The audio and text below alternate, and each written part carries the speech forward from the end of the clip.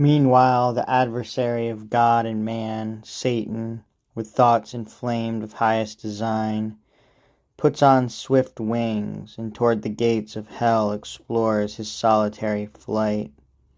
Sometimes he scours the right-hand coast, sometimes the left, now shaves with level wing the deep, then soars up to the fiery concave, towering high. As when far off at sea a fleet descried hangs in the clouds by equinoctial winds, close sailing from Bengala or the isles of Ternate or Tidore, whence merchants bring their spicy drugs, they on the trading flood, through the wide Ethiopian to the Cape, ply stemming nightly toward the pole. So seemed far off the flying fiend. At last appear hell-bounds, high-reaching to the horrid roof, and thrice threefold the gates. Three folds were brass, three iron, three of adamantine rock, impenetrable, impaled with circling fire, yet unconsumed. Before the gates there sat on either side a formidable shape. The one seemed woman to the waist, and fair, but ended foul in many a scaly fold, voluminous and vast, a serpent armed with mortal sting. About her middle round a cry of hellhounds, never ceasing, barked, with wide Cerberean mouths full loud, and rung a hideous peal. Yet when they list, would creep, if aught disturbed their noise, into her womb and kennel there. Yet there still barked and howled within unseen, far less abhorred than these vexed Scylla, bathing in the sea that parts Calabria from the hoarse Trinacrian shore. Nor uglier follow the night hag, when called in secret, riding through the air she comes, lured with the smell of infant blood, to dance with Lapland witches, while the labouring moon eclipses at their charms.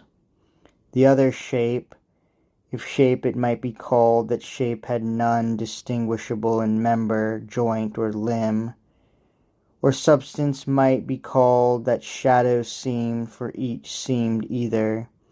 Black it stood as night, fierce as 10 furies, terrible as hell, and shook a dreadful dart. What seemed his head the likeness of a kingly crown had on.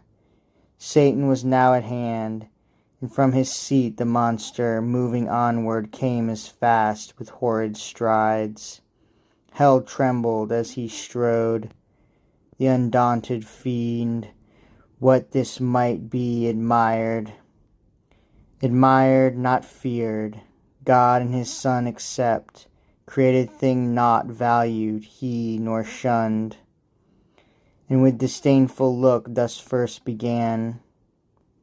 Whence and what art thou, execrable shape, that darest, though grim and terrible, advance thy miscreated front athwart my way to yonder gates?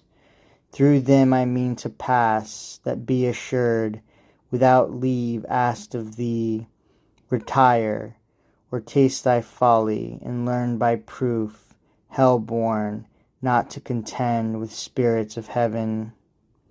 To whom the goblin, full of wrath, replied, Art thou that traitor angel?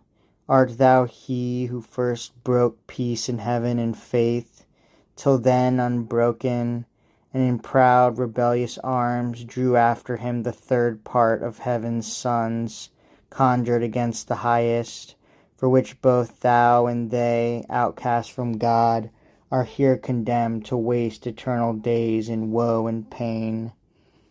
And reckonest thou thyself with spirits of heaven, hell-doomed, and breathest defiance here and scorn, where I reign king, and, to enrage thee more, thy king and lord, Back to thy punishment, false fugitive, and to thy speed add wings, lest with a whip of scorpions I pursue thy lingering, or with one stroke of this dart strange horror seize thee, and pangs unfelt before. So spake the grisly terror, and in shape so speaking and so threatening grew tenfold more dreadful and deform. On the other side, incensed with indignation, Satan stood unterrified, and like a comet burned, that fires the length of Ophiuchus, huge in the Arctic sky, and from his horrid hair shakes pestilence and war.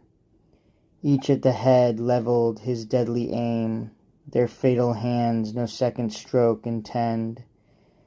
In such a frown each cast the other, as when two black clouds, with heaven's artillery fraught, came rattling on over the Caspian, then stand front to front, hovering a space, till winds the signal blow to join their dark encounter in mid-air.